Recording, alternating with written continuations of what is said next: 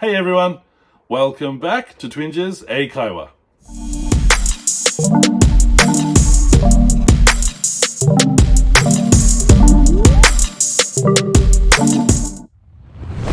皆さんこんにちは、Twinges 英会話です。Welcome back。で、今日のワンポイントレッスンは Phrasal Verb、駆動詞。で、今日の Phrasal Verb は to clam up。To clam up means to stop or refuse to speak. 話すことを拒否する。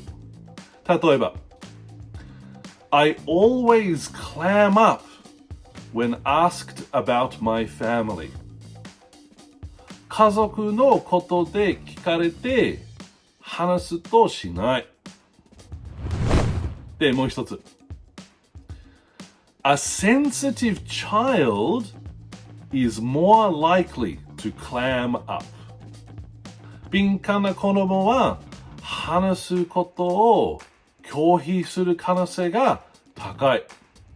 で、最後もう一つ。